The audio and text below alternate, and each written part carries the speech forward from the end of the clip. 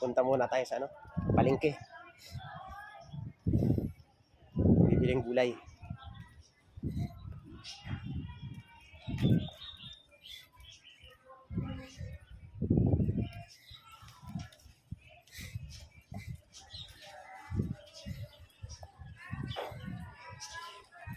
Tay, laki na po mo.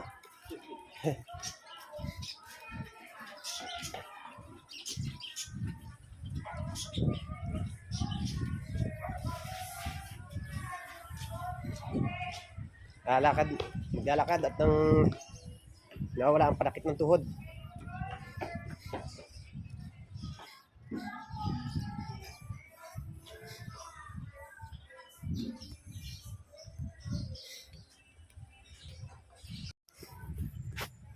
Ayan. Uwi na ako. Nakabili na ako.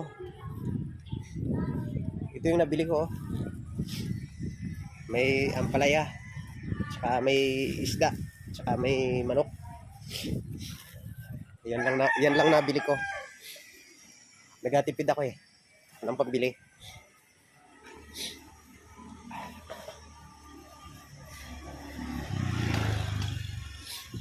Gulay na lang tayo ng ampalaya. Ampalaya palas pritong isda.